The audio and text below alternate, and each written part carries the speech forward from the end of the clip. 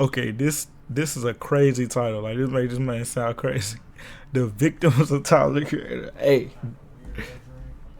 Shoot. When Tyler the Creator came onto the scene, he came in swinging at everybody. He was super controversial. When Tyler the Creator came onto the scene, he came in swinging at everybody. He was super controversial and antagonist and Sir needs known for talking crazy. So it's no surprise that he has had a handful of beef. Super controversial and known for talking crazy. So it's no surprise that he has had a handful of beefs. And with a ride or die fan base like Tyler's, it is not good for any artist that comes into his crosshairs. So today we're going to be looking into the many beefs of Tyler the Creator, starting off with DJ Khaled. Tyler the Creator and DJ Khaled had one of the most iconic back and forths, one that actually changed a lot of people's opinions. It's Roblox. On DJ Khaled. Khaled's beef with Tyler started back in 2019 after they both released albums the same week. Tyler with Igor and DJ Khaled with Father of Assad. Both albums performed pretty well, which led to a battle for #1 on the Billboard 200 chart. During the lead up, Khaled was confident he'd win, especially with his shady attempt to boost his album sales. This is because he partnered up with an energy drink company to bundle his album. While bundling isn't new and Tyler himself did some as well, Billboard thought that DJ Khaled partnering with a multi-level marketing scheme company to boost his album sales was a bit too shady. So when their race got very close, Billboard had to look deeper into the numbers, which resulted in them disqualifying DJ Khaled's bundle sales. Obviously, DJ Khaled was not happy that a bunch of his album sales were disqualified, and because of this, Tyler's album Igor went #1. So Khaled decided to go on Instagram and rant about it. I gotta say this too. I make albums so people can play it and you actually hear it.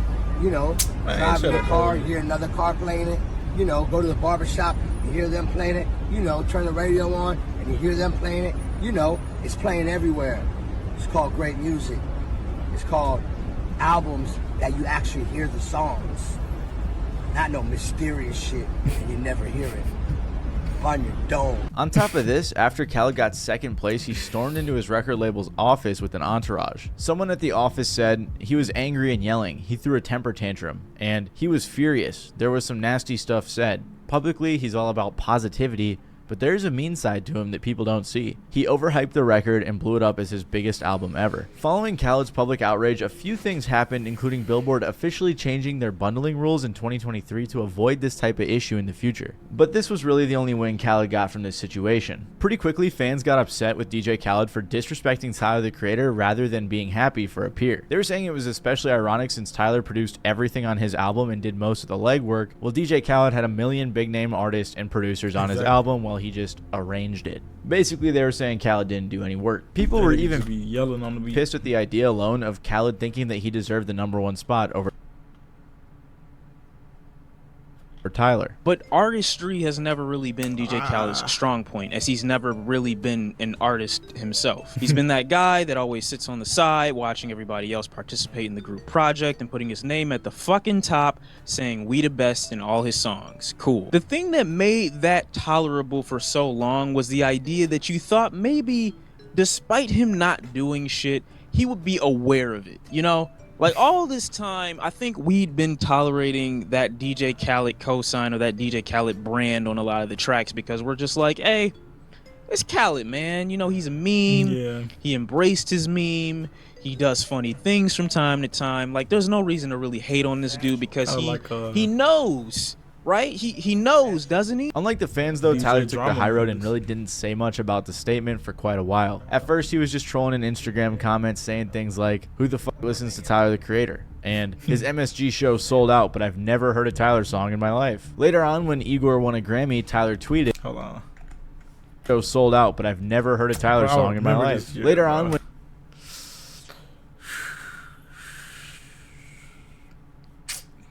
he had the better one. How much water you got left for it? I was listening to all of these. Just really these three. When Igor won a Grammy, Tyler tweeted, mysterious music, making fun of what Khaled said. However, he didn't directly reference this beef until 2021. After the release of Call Me If You Get Lost, Tyler spoke on the beef on Hot 97. It was fun. It was just watching a man die inside because the guy that, you know, the weirdo was winning. I was moonwalking in a wig. This nigga had everyone on his album. Everyone. I didn't say nothing. I just let that #1 speak. Nigga ego had to deal with that because his whole identity is being number one. And when he didn't get that, that sat with him longer in real lifetime than that moment. I moved on. I went and did some shows. We went to London, cool, didn't think about it. That sat with him because his whole identity is we the best, we the number one. And when the underdog to him took that away from him, the nigga ego was deflated. In the interview, even though he went pretty hard, Tyler made sure to say he has no hard feelings after the drama. However, after Call Me If You Get Lost won a Grammy, Tyler did say something on IG Live. And I know you're seething and angry and no one listens to that album. These arena tours that are selling out says different.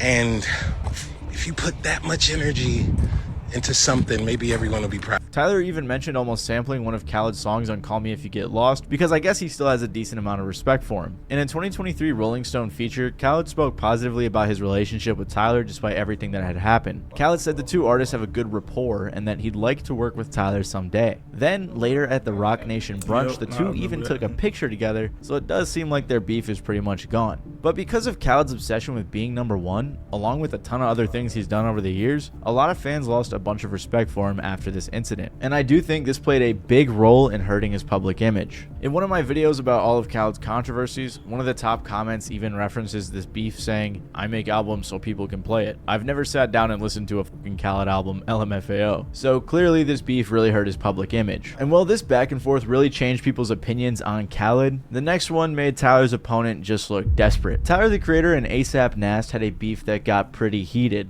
even though it all happened over some clothes, which is pretty funny. ASAP Nast is a rapper and member of ASAP Mob, which is a pretty iconic hip-hop group. He's also ASAP Rocky's cousin. ASAP Rocky and Tyler the Creator are known to be good friends, so this beef really could have caused some problems. Nast and Tyler began having public issues in 2020 when Nast accused Tyler of stealing his swag. Out of nowhere, on his Instagram story, Nast posted a string of rants saying that Tyler stole his fits and gave a bunch of random reasons for how he did it. Nast said, "I see y'all stealing the drip. It's all good. You know, just pay me some homage. Tyler, just make sure next year, I got some Golf Wang tickets. And I don't want to call you next year to get tickets because you're going to be on stage dancing around looking like me anyway." After this, he posted some evidence to try to further explain his case. Later that year, in an interview, Nast spoke on the case again, saying, "I just think that people genuinely gravitate towards that. Now when I go outside, every day I see people who dress like me, except they probably would have got shit for it a couple years ago." Like Tyler has in most of his recent beefs, he kind of let it go for a while, but he finally responded on his 2021 Call Me If You Get Lost album. On the track Rise, Tyler said, "You ain't the only dude that be in Paris.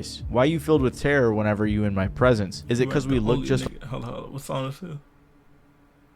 You ain't the only nigga to be in Paris. I don't know. I think Corsa, probably Corsa. Alike, and people said it. People assumed at first that this was about Nast, and then Tyler confirmed the suspicions on Instagram Live when he connected the dots. To everyone, to all the fans who still give a fuck, I know I'm tight as fuck, but like the fact that y'all still care is amazing. To niggas who saying I took they style, you will never amount to me. Okay? Just know that. They know who I'm talking about. Listen to that Rise verse. Later on Twitter, a fan asked Tyler who he was talking about when he said, "You'll never amount to me." And Tyler responded saying, "A fella who I think has great style but keeps getting in his own way because of ego, so he blames others when they get hand claps for something he's passionate about, which is sweaters that all old French men wear and animal prints, haha." Nast took the chance to keep some more attention coming his way on Instagram Live, but instead of directly pushing the beef further, he approached it in an odd way. People want to see me go back, y'all want to see us go back and forth, but I can't do the back and forth for people. You're not even like, I can't do the back and forth for people that's not even of my caliber. Like, you're not even... Yeah, he's not above he's not his caliber. He's way above. That's what I'm trying to say. And the proof is in the pudding. So I don't gotta explain myself no more. You niggas just gotta go do your homework, and then that's that. He went on to say that he won't get the love he deserves until he passes away and that the feud between him and Tyler isn't real. He said, "We don't have an actual beef. We aren't beefing for real, guys. It's all good. And he's still Rocky's boy. He's still my boy. But if people really want to have a swag off, holla at me. Then Nast switched up again, tweeting, "At me so I know it's real or get off my dick." He also accused Tyler of switching up his style after meeting him. So Nast was really just wishy-washy with this whole thing, and then eventually fans asked him what he wanted from Tyler, and he said, "Start paying homage to the people you rip off. Stop acting original when you're not. Simple." Well, the beef left lots of fans confused, especially on if it was even real or not. People were even more surprised to see Nast appear at a party for Tyler's Louis Vuitton line, which to me just seems like the ultimate win for Tyler. Like, the guy who was accusing him of stealing his style was a guest at an event where Tyler was launching a collab with Louis Vuitton. That's crazy. Overall, Nast said the beef wasn't that deep, and since we've seen Tyler patch things up with a ton of artists, Tyler probably agrees. And while this beef was much more low-key,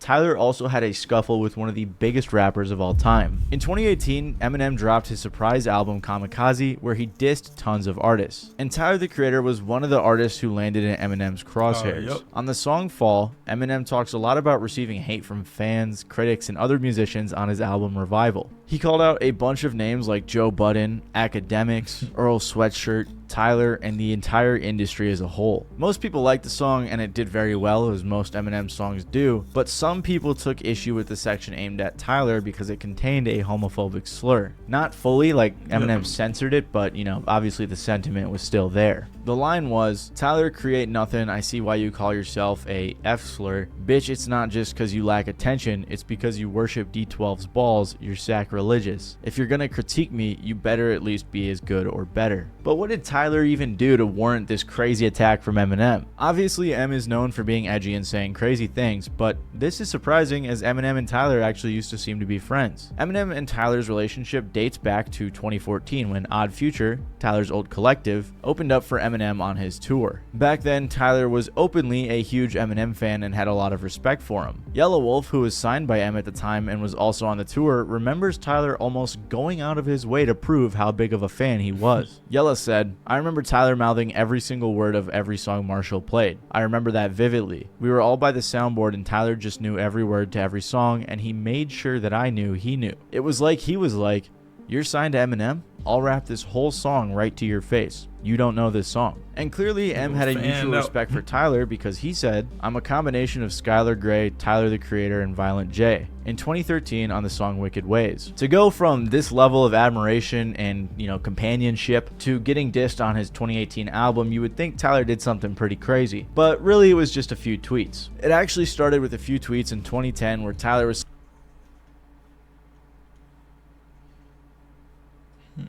I hated recovery, but I respect it. He's not 19 or 29 anymore. Okay. On the fire, on the song I like from Recovery. I hate Recovery and Berserk. Relapse. saying he thought Eminem's Recovery was a terrible album. In another tweet from 2014, Tyler said, "I love you, Marshall. You are my favorite rapper, but dude, Shady 15 is fucking ass. Why won't someone who loves him tell him no?" But there was a final tweet in 2017 that seemed to be the nail in the coffin for their relationship, when Tyler said, "Dear God, this song is horrible. Sheesh, how the fuck," which was referring to Eminem's song with Beyonce called Walk on Water. So all of these tweets from Tyler voicing his opinion pretty harshly on Eminem's music is what warranted the diss. M actually also came for other Odd Future members like Earl Sweatshirt, because Earl once said, "If you still follow Eminem, you probably drink way too much Mountain Dew and probably need to like come home from the army." And then when he was once asked if he liked Eminem's new stuff, Earl said hell no. A lot of people were upset with Eminem's attack on Tyler the Creator, who had become a fan favorite artist by this point. Shortly after Fall's release, the Independent UK released an article headlined, "Eminem is still rapping with gay slurs in 2018. If that's his only way to get people talking, he should just retire now." Tyler had recently opened up about his sexuality on his 2017 album Flower Boy, so Eminem using this word against him upset a ton of fans. As part of Kamikaze's release, Eminem did an interview series with Sway, and in one part he addresses public reaction to the Tyler line. I thought their movement was really cool too. And a lot of the shit that ended up happening after that, like the tweet he put out with talking about Shady 15 and why can't people that are close to him tell him that his shit sucks and it's trash. Okay, listen, man. You don't have to like it. And it could really suck. But being that somebody really was cool to you you would expect some kind of reciprocation, and just don't go public with it and publicly express your opinion and how much my shit is trash. Okay, so I chalk it up to them being young and just kids, you know what I'm saying? So it's like, all right, I've been there. You know what I'm saying? Yeah. Like, I was dick when I first came out. So when Tyler tweeted out the thing about Walk on Water, this fucking song is horrible, I was like, all right, I realize now. And I realized when I said it, but I wasn't like in the mind frame of, I was angry when I said the shit about Tyler. The fact of like, every time I saw this kid, like, always so cool to you. You know what I'm saying? Like, I loved his energy, like everything, you know what I'm saying? Like, he was a funny dude, like he's super charismatic and shit. But I'm sitting back like, man, at what point do I have to say something just to defend myself? And I think that the word that I called him on the album was, on that song, was one of the things where I felt like this might be too far. Because in my quest, in my quest to hurt him, I realized that I was hurting a lot of other people by saying it. Despite what the public was saying, Tyler really didn't seem to care that much. In an interview with The Guardian, Tyler talked about being pretty unaffected by the bar as he understood why M did it. Tyler said, "Did you ever hear me publicly say anything about that? Because I knew what the intent was. He felt pressured because people got offended for me. Don't get offended for me. We were playing GTA when we heard that. We rewound it and we're like, oh, and then kept playing." The whole situation was ironic though, because Tyler was banned from the UK for a few years as part of anti-terrorism legislation because he was using words like that back in the day. Later on in a Hot 97 interview, Tyler spoke on the Eminem situation again, but seemingly in a different tone. Have you and him vibe? You Eminem? Look, because it's the second time you mentioned him, so I'm curious. I favorite rapper really inspired me. I don't like his new stuff, and he doesn't like that. I don't like his new stuff, and he dissed me on his last album, and I remember hearing it. Why did he? Because I keep being vocal about shit that I don't like. Clancy's probably like, fuck, Paul Rosenberg's gonna text me or whatever. I love Paul. I love him. Well, let's make it the right way. His newer material hasn't moved you like his material. Is that a good way to put it? Yeah. I don't want to go into full explanation. That's a good way. After this, Eminem said on his song No Regrets in 2020, "I can make a mistake and erupt and end up taking a dump for saying some dumb shit, thinking I run shit. Misplacing my anger enough to give Earl and Tyler the brunt. Should have never made a response. Should have just aimed for the fake ones." Just this year, Tyler spoke actually again on the incident, but this time Tyler seemed like he felt really bad for how harsh he was speaking on M's music. Eminem put out his album called Recovery. 2010. I was a big Eminem fan, and when that album came out, I fucking hated it. Publicly was like, this shit is whack. Didn't like it. And after watching that show, dude, I felt so bad. Because the album made sense. I felt so bad about those tweets and things like that, because thinking from his perspective, someone like me publicly saying that stuff and him getting off drugs and being clean and getting to a point in his life that's behind him, and me implying like, you need to, no, this shit is whack. He probably felt like I was attacking him. I thought I was just like, I don't like the music. So it seems like Tyler has matured quite a bit in his opinion and the way he kind of carries himself publicly, and overall it seems like they patched things up for the most part. But it's interesting, as this is one of the only beefs where Eminem felt like the need to apologize to the person he was dissing. In the same interview I just mentioned where Tyler was discussing his beefs with Eminem, he also kicked off a new one with a rapper named Ian. In the interview, Tyler never calls out Ian by name, but based on what he said, everyone assumed that's who he was talking about. What you said was kind of true though. Regular, like, Caucasian man. And he's, like, mocking Future and Gucci Mane, like, rap music. And, like, people are like, this shit hard. It's not even, like, satire. It's like, I'm just joking. I'm just mocking it. But I'm like, no, you can't do. And I hold rap music so close to my heart because this shit changed my life and everyone's life around me. And I'm a nerd about this shit. This is, like, weird, and I'm looking at it, and something about it like don't even sit well with me in comparison to someone like a Mac Miller or Eminem, who it didn't seem like they was mocking it. They had a genuine love for it, and they were still just being, For sure. You know, aside from when Eminem was wearing do-rags in like 2006. This is blackface. I gotta see. This is audio blackface. Say that again? Yeah. How old is the kid? Everyone, the word I was looking for is appropriation. Please just cut that right after that whole rant. These comments caused a storm on Twitter as Ian is a fairly controversial artist. He's one of the newer generation white kids like Netspend who have been going viral lately, in part because they are white. And I'm not saying that just to say it. Ian literally has a music video where he's rapping about some hard shit while at dinner with his... Hold on, say it again, say it. So delay.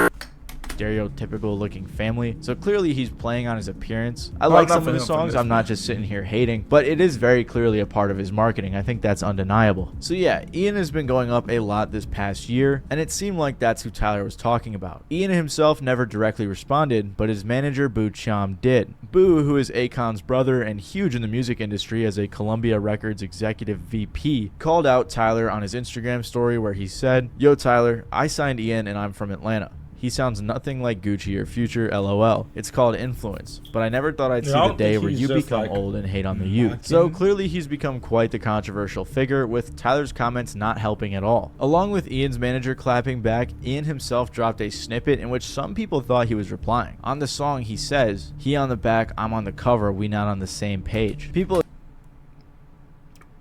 Please don't tell me that was his attempt at responding. I don't dislike Ian, but come on now, you gotta know this. You biting off a little more you could chew.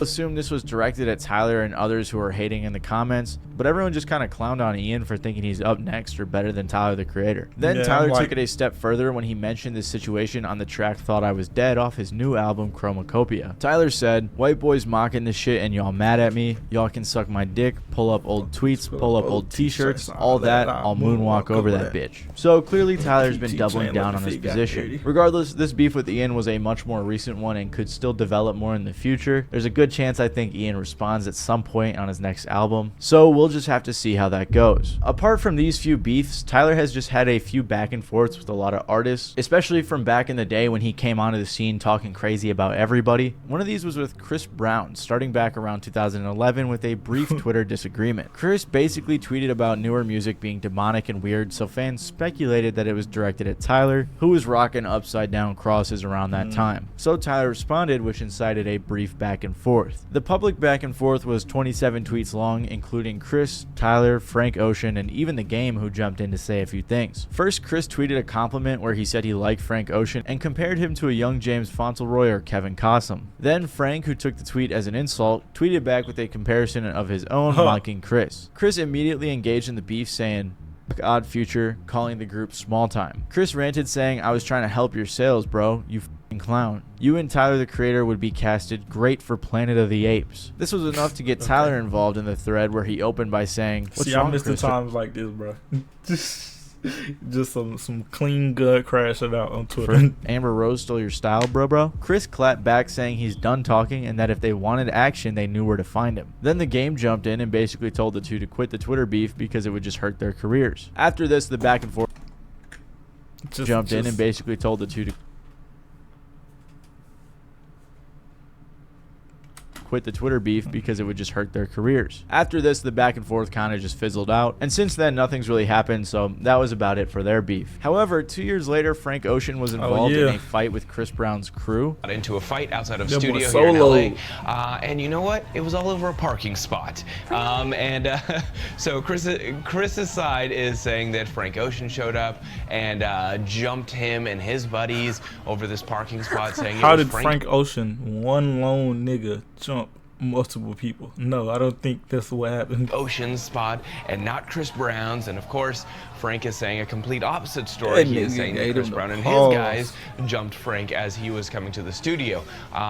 We do know that the cops are considering Frank the victim because he is the one that stood around and actually filled out the police report with them, where Chris Brown did not stick around to talk to the cops. So obviously this is a developing story right now because it just happened a couple hours ago, but we should be finding out a little more soon. I'm not sure if this had anything to do with their previous argument on Twitter. I saw people saying it was over a parking spot, but regardless, it seems like Odd Future walked away with the dub. On Tyler's breakout hit Yonkers, he took shots at a ton of people, even though it clearly wasn't that serious. In the song, Tyler said, "What you think of Haley Williams? Fuck her. Wolf Haley robbing them. I'll crash that fucking airplane that F-word N-word Bob is in, and stab Bruno Mars in his goddamn esophagus and won't stop until the cops come in." Obviously, Tyler was just shit-talking everybody in this song, but he said the reason he was saying those things is because he just doesn't like radio music.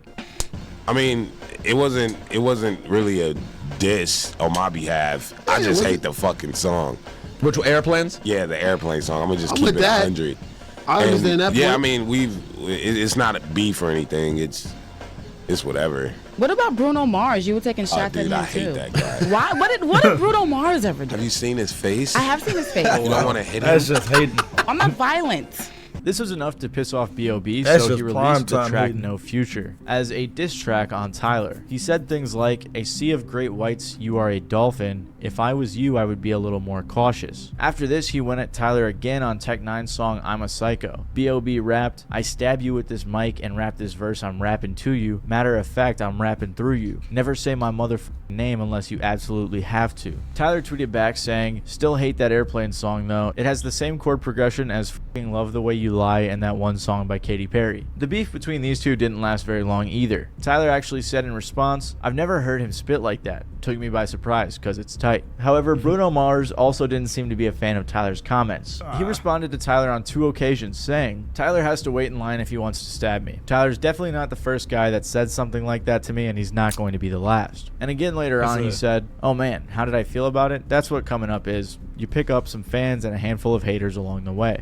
Some politically correct responses right there. Things seem to get a little more serious than just jokes at this point. Tyler then responded at the MTV Awards.